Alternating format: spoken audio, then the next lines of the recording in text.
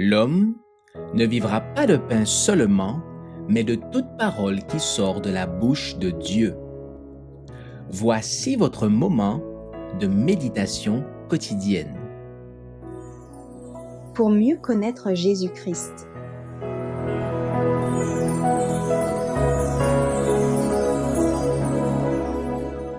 Le calvaire, couronnement de son œuvre, le 4 mars.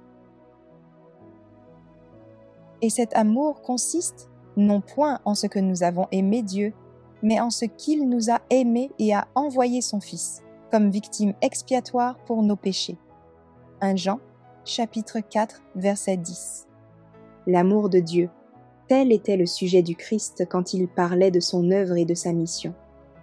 Le Père m'aime, dit-il, parce que je donne ma vie afin de la reprendre.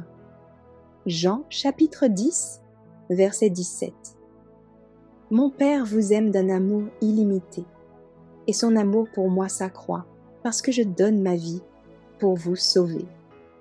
Il vous aime, et il m'aime d'autant plus que je vous aime, et que je donne ma vie pour vous.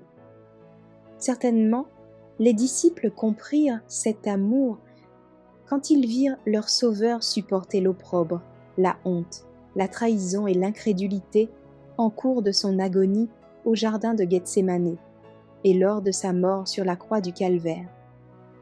C'est un amour d'une profondeur insondable. Comme le cœur des disciples s'ouvrait à la compassion divine, ils eurent le sentiment que les souffrances du Fils étaient aussi celles du Père. Quand notre Rédempteur consentit à boire la coupe de souffrance pour sauver des pécheurs, sa capacité d'endurer fut la seule limite de sa souffrance. En mourant pour nous, il paya l'équivalent de notre dette et fit tomber toutes les accusations selon lesquelles Dieu faisait peu de cas de la culpabilité du péché. En vertu de mon union avec le Père, dit-il, mes souffrances et ma mort me rendent capable de payer la pénalité du péché.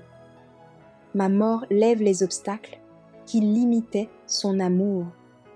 Sa grâce peut agir avec une efficacité sans borne. Le Christ est notre Rédempteur. Il est la parole faite chair qui a habité parmi nous.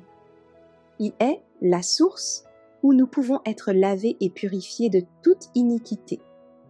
Il est le sacrifice de grand prix offert pour la réconciliation de l'homme. Les cieux entiers, l'univers parfait, le monde déchu et les puissances du mal réunies ne peuvent prétendre que Dieu pouvait faire davantage pour le salut de l'homme. Ce don ne peut être surpassé par aucun autre. Jamais un amour plus profond ne sera manifesté. Le calvaire est le couronnement de l'œuvre de Dieu. Il appartient à l'homme de s'approprier ce salut immense auquel la bénédiction du Seigneur lui donne accès.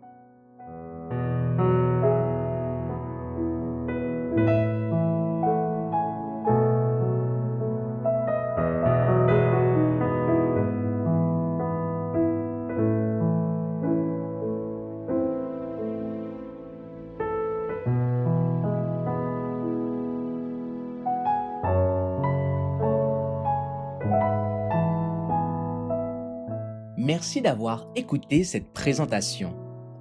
Assurez-vous de nous rejoindre demain pour votre moment de méditation quotidienne avec lereste.org.